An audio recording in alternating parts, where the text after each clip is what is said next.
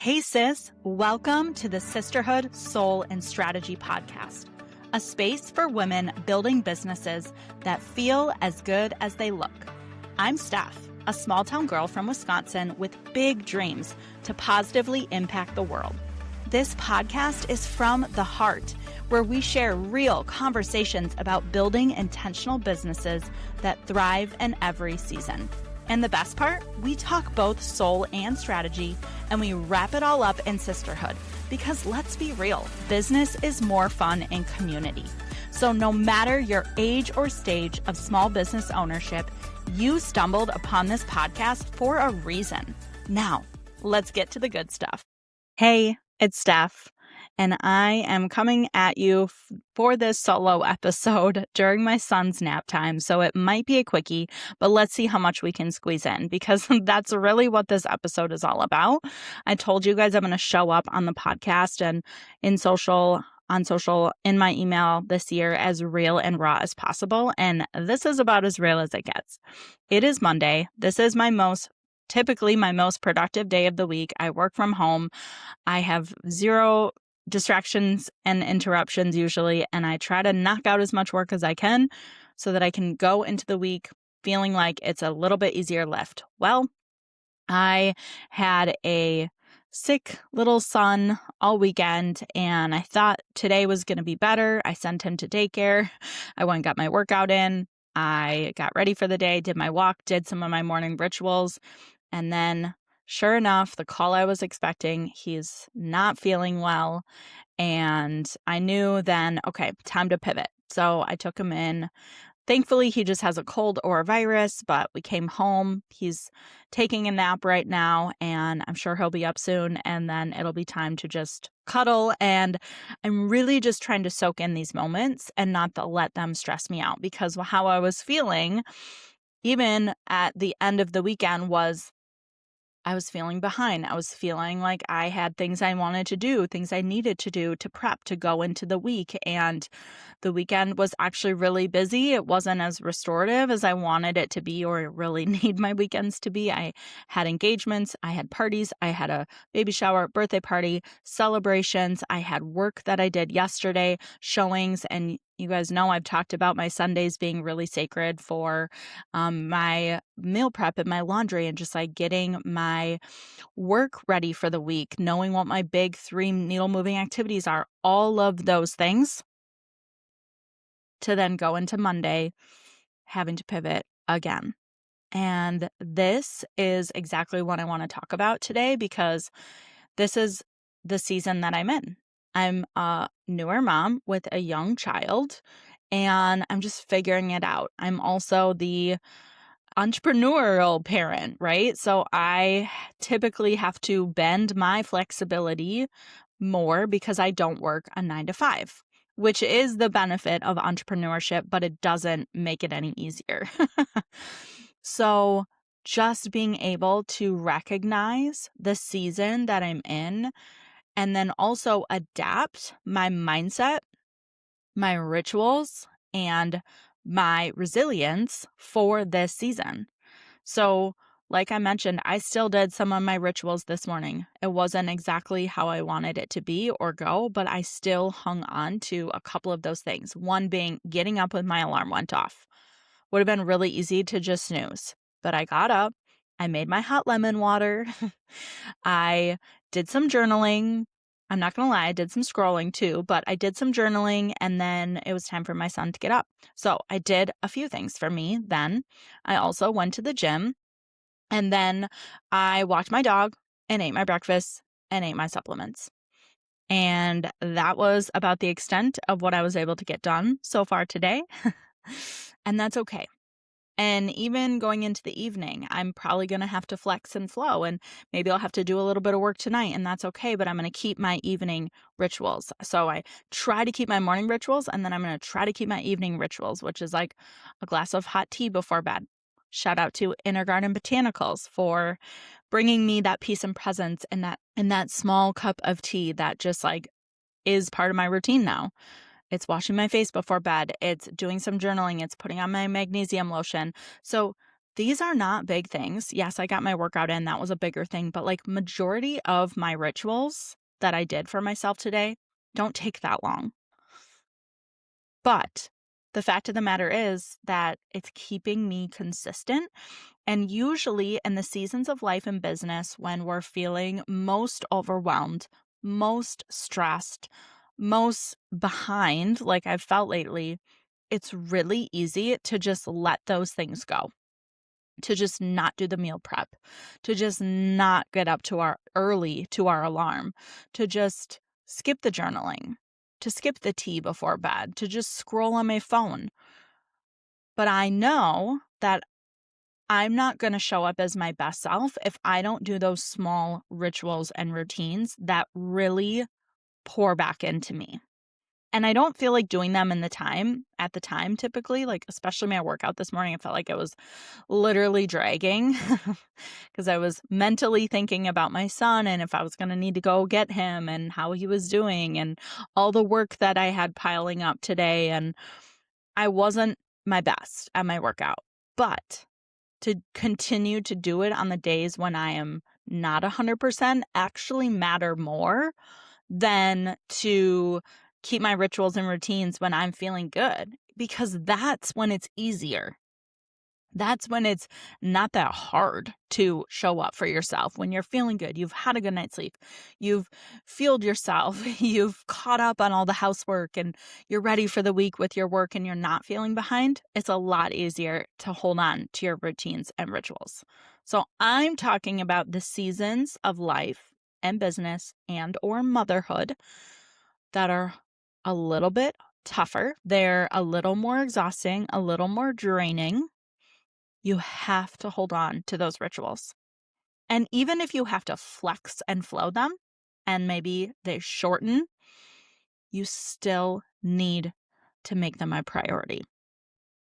And that's something that I'm learning because, to be totally honest, thought that I would feel better than I do right now as a young mom in the season that I'm in. And what I mean by that is a year ago, I was nursing and pumping and barely sleeping. And somehow I feel like the season that I'm in right now, when I'm not doing those things and I'm actually getting good night's sleep, still feel hard. I'm still in the thick of it. And it's crazy because I think we feel like once our child has outgrown a certain stage, that it somehow gets easier, especially like the nursing piece of things and, sleeping through the night. But then you just have new challenges. And like every parent tells you this, but until you're actually going through it yourself, like I am now, you don't realize how exhausting it is. Like I am just in a season where I am exhausted. And I'm doing all the things that I need to do to support myself. I'm working out. I'm eating so healthy. I'm taking supplements. Like I drink my protein and creatine every day. I walk my dog every day. I journal every day. I drink lots of water every day. Like I am literally doing everything possible, I feel, to support myself for the season that I'm in. And it doesn't mean that it's a breeze. Like it's still challenging. And then that's just the challenges of motherhood, right? And then there's the whole other challenge of the businesses that I'm running and they're growing. And also I'm trying to figure out, where do I need to spend my time and energy? What is the best use of my capacity? Because I keep saying this, but it feels like my capacity has shrunk, which it has, but it doesn't mean that my experience of abundance needs to shrink because my capacity has shrunk. I just need to bring in new forms and levels of support for the season that I'm in. And I want you to look at this through your own lens. What season are you in? What are the challenges you're experiencing? What are the frustrations that you have? And how can you support yourself? Because that's really why we need to have the awareness. You guys don't. I wrote a book on seasons of soulpreneurship. So it's really important to understand the season that we're in so we can understand what kind of support we need. And that's why I wrote the book. So I wrote it specific to entrepreneurship. So again, the seasons of planting, of growing, of weathering storms, of harvest. But there are those same seasons in life, in our personal life, and especially in motherhood. And while I wouldn't say I'm in a storm, I'm definitely in a growth season as my son is like actively growing, learning new things. Just started walking not too long ago, getting into everything, right? Like the curiosity that he has. I kind of feel that even in my businesses as well as my journey in motherhood. I'm in a growing season where I am learning new things as a mom. I am learning how to regulate myself as my son starts to throw a tantrum. I'm learning how to flex and flow my schedule when he's not feeling good and I have to step back and take some time off work to spend with him. And I've been so intentional about doing that proactively in my schedule, but guess what? We can't plan sickness. That is just going to happen. So how do we adapt? How do we be able to still feel satisfied with the work that we're doing at the end of the day while also showing up for, in this example, our children, our child when they need us so that we can be there for both, right? We can wear and do both roles and do them well. And this is what I'm learning in this growth season. And it's not easy. And if you have been a mom for a while and you are a business owner, or maybe you're a new business owner, but you're a mom, or you're a new mom, but you have experience in business, it doesn't matter. We're all having to adapt and to learn and grow as we go. Hey, it's just me here interrupting the podcast to tell you about my favorite cup of tea and why this is such a ritual for me daily. I love the Rosarium from Inner Garden Botanicals, pouring it from my little tea brewer here. And for me, this just brings presence, peace, and calm to my day. It's a really simple yet essential piece of my evening routine. And I've even started drinking it more throughout the day, which, if you know me, I've always been a caffeine addict. And so this forces me to reduce my caffeine intake, slow down, enjoy and savor this beautiful cup of tea. I love the loose leaf blends from Inner Garden Botanicals, and I absolutely love everything that this company stands for, which is all about rituals, presence, peace, which is what I'm all about, and how we can support ourselves in the seasonalities of life. If you want to try out Inner Garden Botanicals, you can get 20% off your first order when you use my code SOULSISTER20 today. Cheers to bringing in some incredible rituals into our day today that support us and ground us in the present moment, like Inner Garden Botanicals. Hey sis, did you get your ticket yet for Sister Circle Summit 2026? If not, what are you waiting for? This is so much more than just your average, and dare I say, boring business conference. This experience of Summit is a Midwest movement bringing together the trailblazing women small business owners across the Midwest and beyond for a 2-day experience that is so much deeper than just strategy and also more than just sitting and listening to speakers. You are going to feel the difference this year. We're at a brand new venue.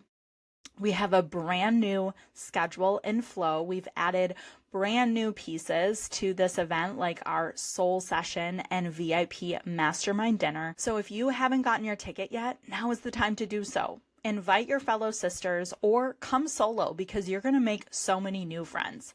There is so much intentionality behind this event, from the sisterhood connections to the soul level subconscious work we're going to dig into, as well as, we're always delivering you business strategy in real time. So what are you waiting for? Go to sistercircle.co, get your ticket today, use my code STEPH, and save on your ticket, and I hope to see you there.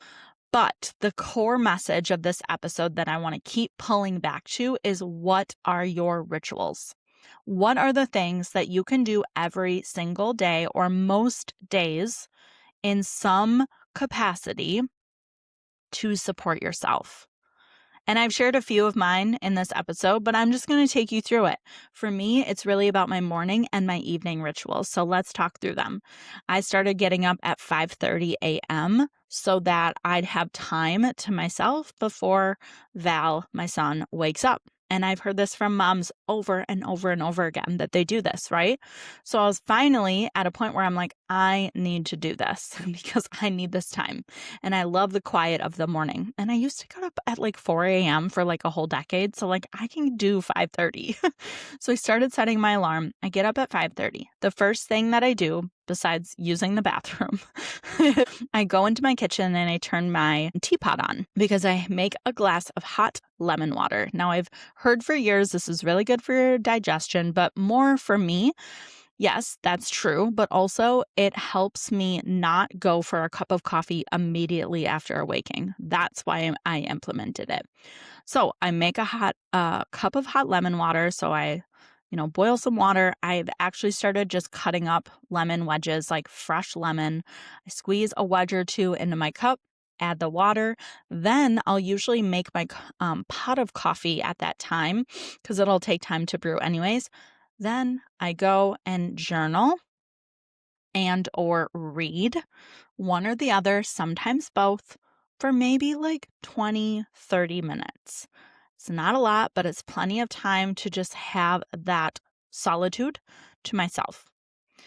Then that's usually about when my son wakes up. So I get him up, get his bottle, get him dressed, and then some days I bring him to daycare. On the days that I'm going to work out, my husband brings him. So that's Monday, Wednesday, Friday. I am out the door, but before I leave to my workout, I make my coffee, and I've started drinking my coffee with protein. It's actually protein and creatine in it. And this is just a tip that Holly gave me, and it has been a game changer because when you add that protein, it is not me drinking it on an empty stomach. So it's not spiking my cortisol like it was for how many years drinking it without protein. So I love the brand Just Ingredients. I don't have an affiliate code for them. That's just a brand that I really particularly enjoy drinking their protein in my coffee. I do a half scoop, I do a little bit of creamer, and then coffee. And then when I get back from the gym, I'll do the second half scoop. So it equals a full scoop of 22 grams of protein. Just a side note there. I go to the gym, I do my workout, I get home, I walk my dog, no matter how cold it is outside, pretty much every day I walk my dog. We do the same route, same routine, and then I eat breakfast, or sometimes I'll eat breakfast and then walk her, just depends, and then shower, get ready, and I'm usually ready to rock out my day by 9 or 10 a.m., which I know is later for some people, but those hours to myself in the morning are critical because I'm not going to get that at night. So I have to do it in the morning. So then I do my full work day, and I usually go get my son around 4:30, pick him up. By the time I get home, it's 5:30. I'm making dinner, or maybe I already have something in the crock pot cooking all day, or we're doing leftovers. He eats around 5:36, and then he's in bed by 7 p.m. That's when my husband and I eat dinner, or by then we've already eaten, and that's when I start making my cup of tea, my Inner Garden Botanicals hot cup of tea that we enjoy. We maybe watch a show or a movie together for maybe like 30 to 60 minutes. And then I get ready for bed. I have struggled to have an evening routine for years up until recently. And what I do is just so simple. Well, drink my tea, wash my face. I put magnesium lotion on my feet. I do a little journaling. I have a lip oil from Elm & Co. that I love that I put on before sleep. And then I smudge myself. And then it's lights out, and I try to go to bed around 9:30 on a good night. So 9:30, and then I get up at 5:30.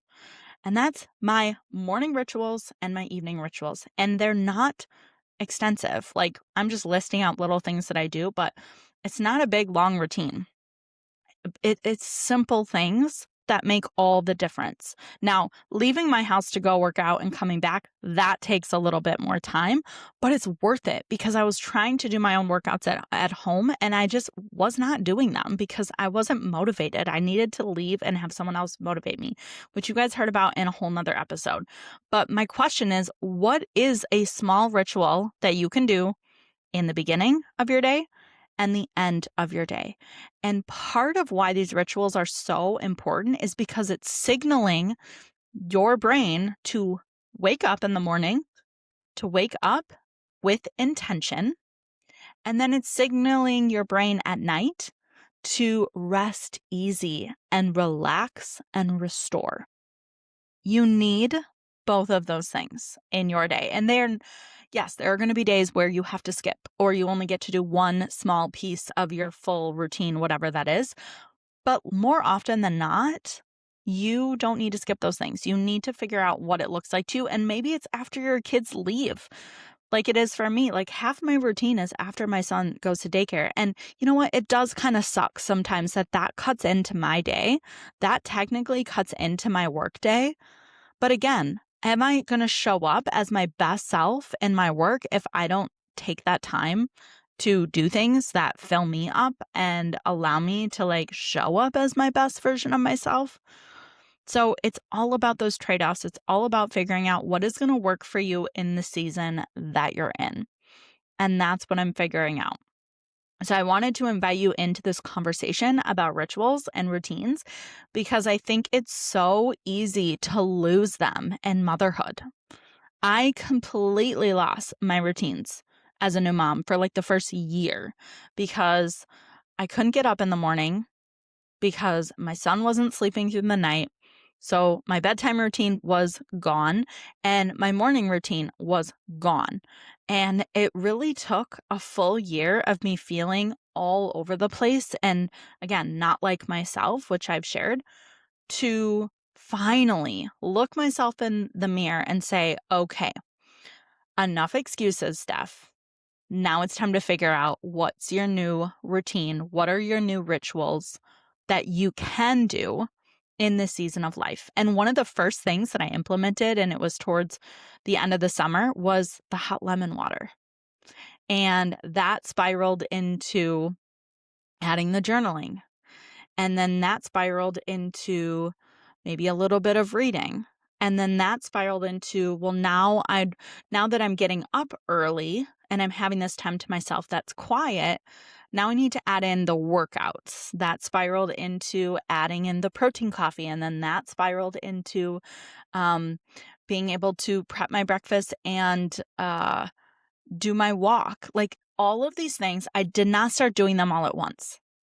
I slowly stacked them month after month. So that's why I'm saying, what is one thing that you can do in the morning and one thing you can do at night that is going to fuel you and will start to be something that you can stack new habits and rituals on top of until you feel like you have a really solid morning and evening ritual and routine that, again, supports you for the season of life and business and motherhood that you're in.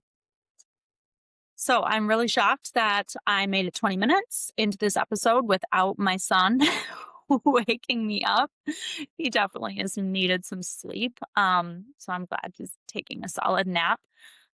But this is life. Like this is what it is sometimes. And I think the last thing I want to talk about is the mental chatter that happens when we start to spiral, when things start to feel overwhelming, when things are not going in the direction that we want, because that might be one of the harder things that I have had to overcome. And like I said, the resilience around that. And then also just like being able to regulate my nervous system when I notice that I'm spiraling, for lack of a better word.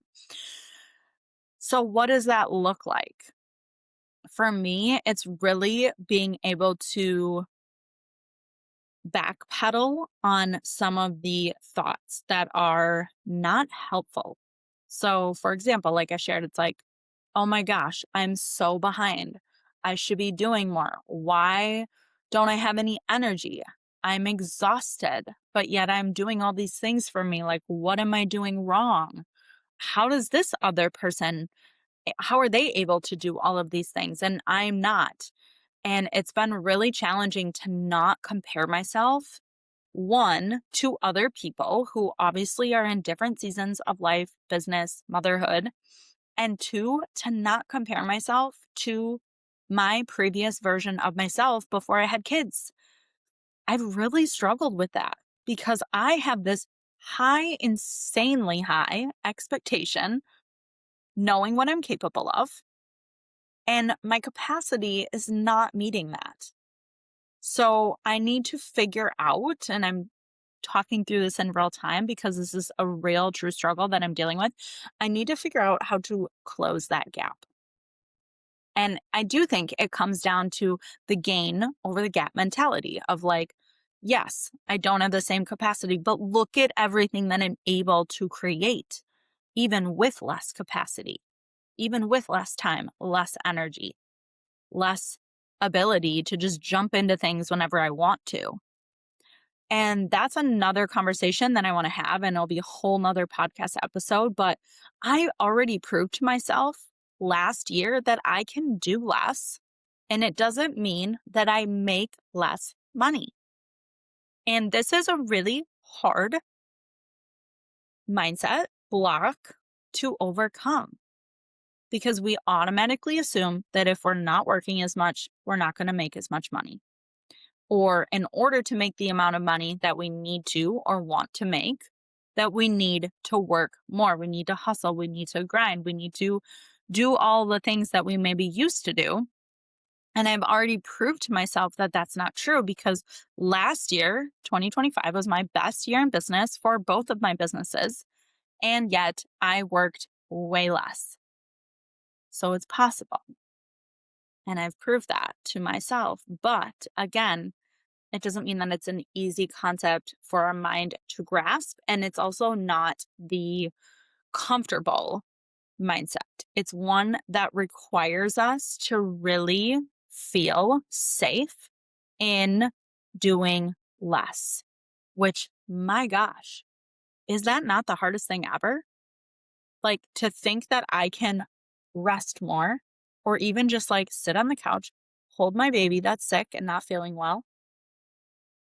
And it doesn't mean that I'm going to be that far behind or that I'm going to make this much less money or that I'm going to struggle to get back into my routine or my rituals and different things that feels like I'm falling behind in. This has been the hardest mindset shift for me. And I have proven over and over again that it is possible. And yet I still struggle to allow myself to feel relaxed, restorative, present, peaceful, unhurried, which is one of my words for this year. It's still hard to feel that when I'm not working. And I have moments and I have glimmers and I have whole weekends that go by where I don't even think about work. And I'm just like, this is so great. I didn't need to think about it. And I'm fine. I'm okay. I didn't die from not thinking about work for a weekend or more. But this is some of the subconscious work that I am pulling apart and doing these somatic sessions around is this connection between productivity and work and abundance and what I'm making and what I deserve and all of those things. So it's a much deeper, larger conversation that I'm sure we'll be having on the podcast soon, but I just wanted to bring it to this particular conversation because I think this is why it's so challenging, especially as moms, when we feel like life keeps coming at us and things just keep piling up and, you know, people needs things from us beyond just our children. It's like we have deadlines for different things and things are not slowing down work-wise, but we have to slow down for our family, or even if it's us, if we're the ones that are sick, we have to slow down. And it's counterintuitive to do those things.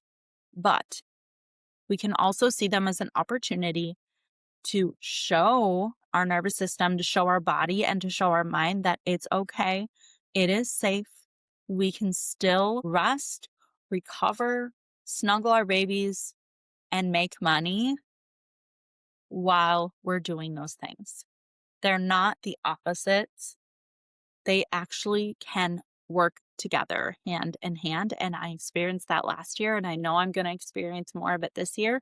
And I have to allow myself to feel safe, slowing down and being present in the moment, feeling unhurried, taking care of myself, taking care of my family, and know that I am fully supported in my journey and in this season of soulpreneurship. So I hope this episode was helpful. I challenge you, and I want to know what those small rituals are that you're going to implement and see how they make a difference, see how you can stack on top of them. And we're going to be continuing to come back to this conversation because this is what I think my challenge is going to be all year long. It's funny because the things that I'm so passionate to speak about are my experiences happening in real time. God always gives me the lessons that I need to learn that I can then share and teach with other people. And this is one of them. This is a big one. And I know a lot of us are experiencing this and dealing with this, and we're working through it. And it's only going to make our experience of life, business, and motherhood so much sweeter. So until next time, keep building your business with intentionality, sisterhood, soul, and strategy, and just know that I'm always cheering for you. Hey sis, if this episode spoke to you, make sure you're subscribed so you don't miss our weekly conversations that drop every Monday. And would you share this with a fellow sister that needs to hear this message too? If you're craving sisterhood, soul, and strategy in action, I'd love for you to step inside our Sister Circle community, where we gather, grow, and build intentional businesses together in real life and real time. I promise, business is more fun in sisterhood. Until next time, keep leading with soul, honoring your season, and don't forget, I'm always cheering for you.